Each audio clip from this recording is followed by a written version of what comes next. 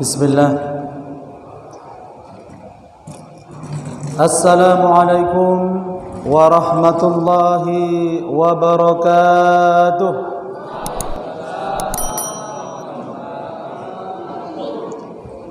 Hamdan wa syukran lillah, salatan wa salaman ala rasulillah, amma ba'dah. فقد قال الله تعالى في كتابه الكريم: نعوذ بالله من الشيطان الرجيم ومن يبتغي غير الإسلام دينا فلن يقبل منه وهو في الآخرة من الخاسرين. وقال أيضا: من يهده الله فلا مضل له وَمَنْ يُضْلِلْهُ فَلَا هَادِيَ لَهُ. Sadaqallahul azim. Yang kami muliakan imam masjid serta yang kami banggakan bapak dan ibu, dan yang sama-sama kita hormati ketua DKM masjid. Mudah-mudahan kita semuanya yang hadir pada kesempatan malam ini diberikan kesehatan sama Allah, amin. Selalu diberikan keistiqomahan sama Allah, amin. Dan yang rajin ke masjid ini saya doakan mudah-mudahan diberikan anak yang saleh dan saleha, amin. Amin amin ya rabbal alamin. Bapak Ibu, saya boleh tanya Bapak Ibu, masih semangat? Alhamdulillah. Kesempatan malam ini, di malam yang ke-18, Bapak Ibu yang dimuliakan Allah, sebagaimana yang tertulis, hampir di seluruh masjid Kota Batam menyampaikan judul yang sama. Apa judulnya Ustadz? Judulnya pada malam hari ini adalah dua kenikmatan diturunkannya Al-Quran. Kalau kemarin nuzulul Quran, pada malam hari ini ada dua kenikmatan yang Allah berikan kepada orang yang beriman, tidak diberikan kepada orang yang tidak beriman. Simak baik-baik, mudah-mudahan ini menjadi tayangan ataupun tausiah yang baik. Karena bukan hanya Bapak yang menyaksikan, insyaallah teman-teman yang ada di media sosial, ya kami tersambung di YouTube. Mudah-mudahan bisa mengambil ceramah ini, hikmahnya. Bapak Ibu yang dimuliakan Allah Subhanahu wa taala, ada dua kenikmatan yang tanpa kita sadari yang Allah berikan kepada orang-orang yang beriman, yang tidak diberikan kepada orang yang tidak beriman. Karena orang beriman sifatnya itu Pak, Ibu, itu meyakini sesuatu yang tidak nampak. Saya sering menyampaikan ini di masjid-masjid yang lain. Wah, dikondisikan dulu anaknya Ibu. Bapak Ibu, coba saya tanya ini, saya coba berinteraksi sebentar. Yang saya pegang ini apa Bapak Ibu? Mic. Bu, yang saya pegang ini apa Bu?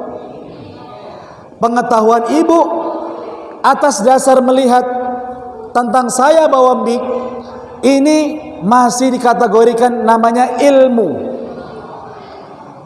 Tetapi pengetahuan Ibu tanpa harus Ibu tahu tentang dan melihat, maka itu namanya iman.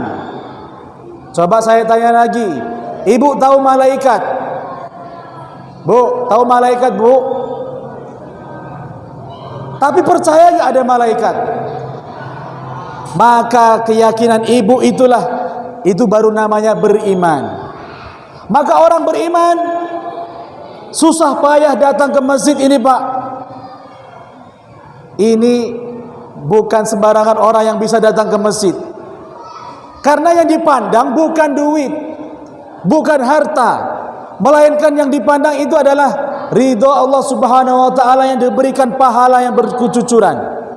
Orang yang datang ke masjid, langkah kakinya diangkat derajatnya oleh Allah, dan langkah satunya menghapus kesalahan. Bagaimana kalau orang yang enggak pernah ke masjid, Ustaz? Maka jawabannya pasti Bapak Ibu sudah tahu. Orang yang datang ke masjid disambut oleh malaikat, enggak sadar Pak. Disambut dengan Allahumma ftahli abwaaba rahmatik. Hai kamu orang-orang yang beriman, masuklah ke rumah Allah ini dengan pintu rahmatnya Allah. Tak sadar kita Pak, disambut sama malaikat. Masuk ke masjid, Masya Allah Pak, nawaitul i'tikaf. I'tikaf dulu. Maka selama kita duduk dan berdiam di sini sampai kita pulang, ditulis pahala oleh Allah Subhanahu wa taala. Amin ya rabbal. Maka jangan sampai dikatakan, Ustaz, ke masjid itu dapat apa? Astaghfirullahalazim. Zaman segini orang beriman masih nanya, Pak Ustaz, ngapain capek-capek ke masjid? Lebih bagus kerja. Kalau orang demikian Pak, maka sudah terpengaruh pemikiran orientalis, kapitalis, bahkan sampai mohon maaf komunis. Karena tidak akan ada nyambungnya kata mereka antara ibadah dan bekerja. Ini yang perlu Bapak Ibu sama-sama ketahui. Orang beriman akan diberikan kenikmatan oleh Allah Subhanahu wa taala lewat Al-Qur'an. Yang pertama, orang beriman itu diberikan hidayah dengan turunnya Al-Quran Bapak Ibu. Siapa yang bisa mengira Pak mahalnya hidayah saat ini Pak? Dari kecil saya katakan Ibu, ada anak kita semua TK-nya TK Islam, SD-nya SD Islam, SMP-nya SMP IT Islam, SMA-nya SMA Islam. Tapi kenapa ketika dia masuk kuliah pindah agama Pak? Kenapa? Dia salah pilih jurusan teologi, jurusan perbandingan agama. Akhirnya masuklah dosen-dosen yang tak bertanggung jawab. Ini saya ceritakan sedikit ya Pak ya. Kata dosen itu bilang, kamu orang Islam, kenapa kamu sembah batu seperti orang dulu, orang kafir? Duh, Pak dosen kok kenapa mengatakan saya menyembah batu? Tuh di Ka'bah, Ka'bah itu kan batu. Kenapa kamu sembah keliling-keliling kayak gitu? Anak kita ini Pak, gak kuat iman, gak buka Al-Quran. Akhirnya Pak, na'udzubillahi min dzalik, pindah agama. Siapa yang bisa yakin Pak? Memegang iman pada saat ini, kata Nabi, seperti memegang bara api. Orang akan melepaskan keimanannya karena tiga. Satu, karena perempuan. Dua, karena kekayaan. Dan tiga, karena pangkat dan jabatan. Bisa diuji saat ini Pak. Orang menikah karena ceweknya beda agama, pindah laki-laki dengan agama lain. Kamu mau nggak saya angkat di anggota dewan, tapi kamu jangan lagi ke masjid. Ada Pak. Astagfirullahaladzim. Bapak kalau saat ini Pak, Bapak bilang, Ustaz saya ngantuk lah kalau sholat tarawih, capek dengerin ceramah. Bapak yakin Pak, ini semua akan dibayar sama Allah dengan surga. Tak percaya Bapak nanti, pada saat kita capek-capek dulu. Karena mahalnya hidayah itu Allah tak berikan kepada yang lain. Maka yang saya sampaikan di awal, wa may yabtaghi ghairal Islam, barang siapa yang mencari agama selain Islam, fala yuqbala min, maka tidak akan pernah diterima. Bapak saat ini bersandingan dengan teman sekerja,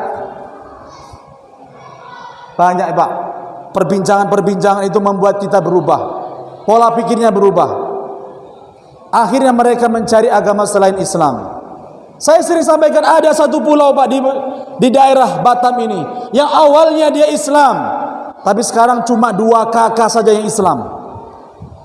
Sisanya pulau itu berpindah agama. Na'udzubillahi min dzalik. Karena apa? Misionaris sering datang ke sana membantu.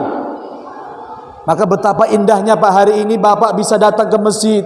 Subuh-subuh datang ke masjid bukan karena orang, karena memang itu perintah. Indahnya orang beriman itu tidak melihat hari ini, dia akan melihat hari esok.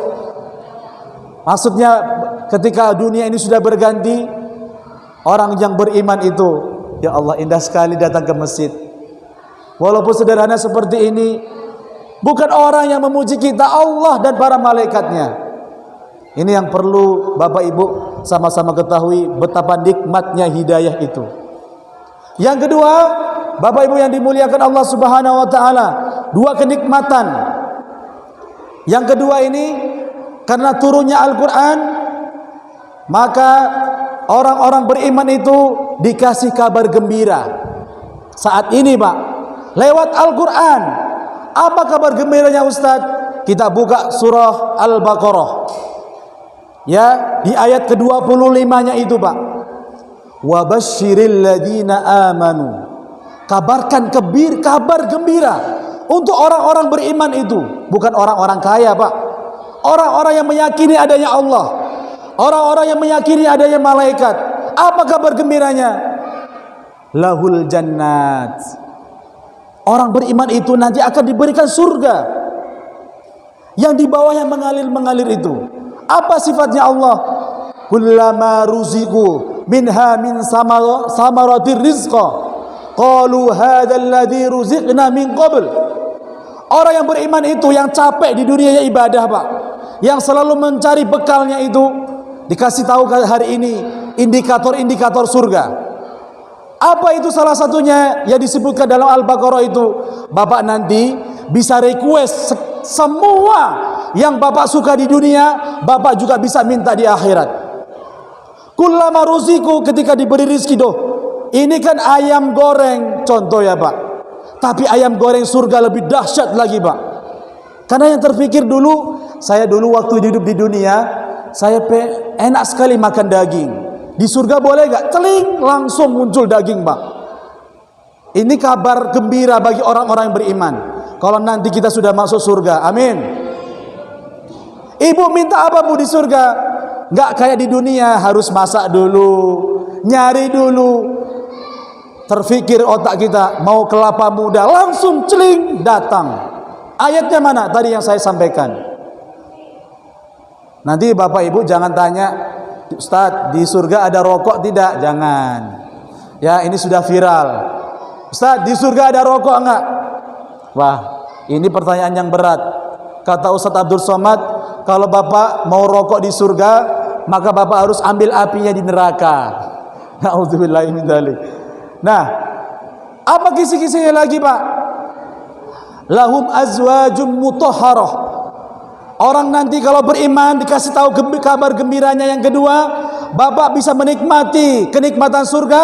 Lalu Allah kasih di kabar gembira yang kedua, Bapak Ibu akan, kalau yang bapak-bapak ini diberikan pasangan-pasangan yang suci. Ini bagi yang belum menikah. Ustadz, saya sudah menikah, nanti di surga sama siapa? Bapak akan bersama ibu. Cuma siapa yang duluan? Itu Allah yang tahu. Karena saling tarik menarik. Entah bapak yang narik kaki ibu atau ibu yang narik kaki bapak. Biasanya kebanyakan kaki bapak ditarik oleh ibu. Karena apa? Laki-laki ini banyak tidak mengingatkan istri-istrinya. Pakai jilbab sama yang nggak pakai jilbab dibiarkan. Salat subuh kesiangan dibiarkan. Maka orang kayak gini, suaminya yang mau masuk surga, tunggu dulu. Ya Allah, itu suami saya. Dulu waktu di dunia sama-sama saya hidup bersama dia. Tapi dia itu suami yang zalim. Saya membuka aurat. Dibiarkan saja. Mana suamimu itu? Maka bapak tidak akan pernah bermimpi mau cepat-cepat masuk surga. Dihisap dulu, Pak. Apa yang menjadi tanggungan bapak, istri dan anak-anak. Tapi kalau sudah masuk surga, ini ceritanya bapak akan bersama dengan ibu. Cantiknya ibu lebih daripada 1000 bidadari. Makanya bidadari itu adalah cantiknya 1000 kali. Wanita paling cantik di dunia itu bidadari, Pak. Lah kalau perempuan soleha, Bu, kalau ibu nanti masuk di surga, maka cantiknya ibu lebih cantik lagi daripada 1000 kali bidadari. Masya Allah, bapak akan terengah-engah nanti lihat istri bapak. Dan yang ketiga Bapak Ibu yang dimuliakan Allah, selain surga yang bisa dinikmati itu, pasangan hidup yang suci, lalu diberikannya kenikmatan-kenikmatan di surga itu, Masya Allah wa tabarakallah. Ada buah-buahan yang ini kabar gembira loh Pak bagi orang beriman. Buah-buahan di surga beda dengan buah-buahan yang ada di dunia. Kalau di dunia nengok buah kelapa Pak, ini di atas, harus manjat dulu. Kalau buah-buahan di surga, ini tidak ada yang susah untuk diambil, semua berada di bawah. Tak tahu ya, kita jangan bayangin, karena kita tak bisa bayangin keindahan surga. Yang sudah dijelaskan oleh para ulama, oleh hadis-hadis itu, ketika Bapak Ibu minta buah-buahan, metik muncul lagi, metik muncul lagi. Masya Allah, betapa indahnya kalau orang beriman masuk surga Bapak Ibu. Maka Bapak Ibu jangan sampai kita tidak masuk surga. Terus istiqomah, salat 5 waktu dijaga, maksiat-maksiat kita hindari, sampai akhir kita la ilaha illallah, akan tetap la ilaha illallah sampai kita mati Pak. Setuju Bapak Ibu? Inilah kabar-kabar gembira yang Allah berikan kepada orang-orang beriman akibat Al-Quran itu diturunkan. Mudah-mudahan ini menjadi motivasi bagi saya pribadi dan Bapak Ibu yang mungkin letih solat tarawih, letih baca Al-Quran, letih solat malam, tapi itu semua indah pada saatnya Pak. Ya, karena orang beriman tidak cari kaya sebenarnya. Orang beriman itu cari cukup, betul Pak? Serba cukup. Karena kaya, kalau tak cukup buat apa ya kan Pak? Orang kaya belum tentu cukup Pak. Bedanya gitu. Kalau orang cukup pasti kaya. Nah itu bedanya. Ini sedikit. Lain kali kalau ada waktu yang panjang, kita akan sambung lagi tentang judul-judul yang terbaru lagi. Mudah-mudahan bermanfaat. Ya, kita lanjutkan sholat tarawih dengan niat ikhlas karena Allah. Besok kita bertemu lagi di rumah Allah yang tercinta ini. Usikum nafsi bi taqwallah. Assalamualaikum warahmatullahi wabarakatuh.